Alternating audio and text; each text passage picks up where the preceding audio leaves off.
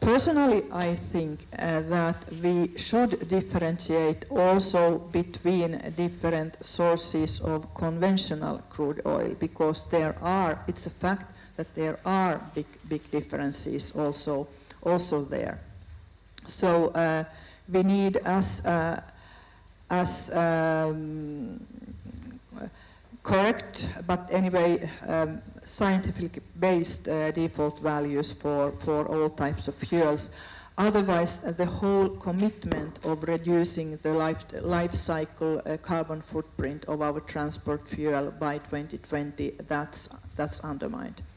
And well, basically, I think this is the most important issue I wanted to say. A critical thing to take away from this whole discussion is that the conventional and unconventional designations that you often hear applied to crude oil are really not good indicators of the GHG emissions associated with the crude oil. They're sort of code words that the industry uses for how crude oil is produced. But several sources of conventional, familiar sources of crude also have very high GHG emissions, particularly those who have a lot of venting and flaring, like those from Algeria, from Russia, from Nigeria. And so that's why we've encouraged the European Union to undertake a comprehensive, truly comparative study of the crude oils that come into Europe, and to really get an analysis, a complete analysis done of what is the carbon intensity of the EU crude diet. Because without that, the picture is incomplete. Without that, you're not comparing apples to apples. In fact, you have a very granular level of analysis done on the oil sands, with a very vague level of analysis done on the rest of the crude that's coming into Europe. So I think that is, our main concern here. Let's have an equal treatment. Let's have a level playing field indeed for the different crudes that are being used in Europe. I turn to my, representatives in the EU Parliament and EU policymakers in general, and I ask them, what are you looking at? What are you spending your time on? This issue, tar sands in Canada, will never give you value for money in terms of the policy you're trying to put in place, but also in terms of the time you spend on it.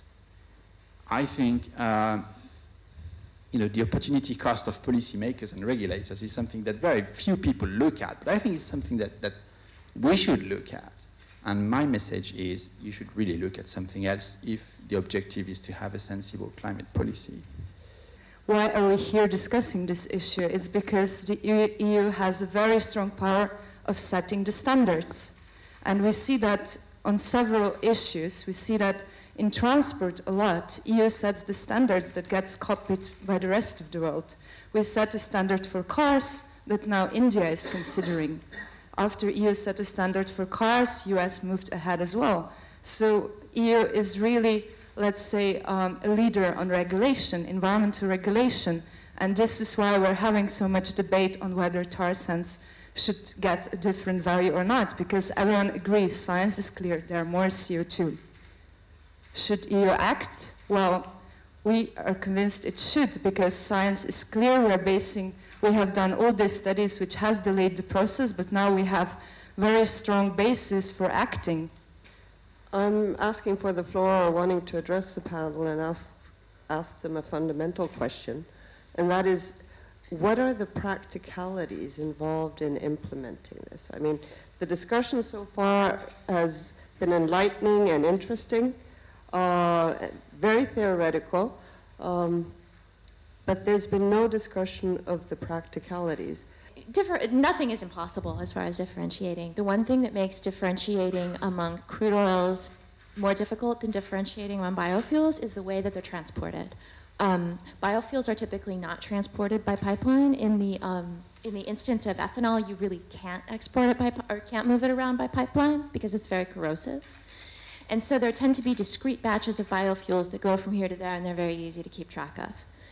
So, in summary, I would say yes, there is a commitment from everyone and from all sides to reduce CO2 emissions.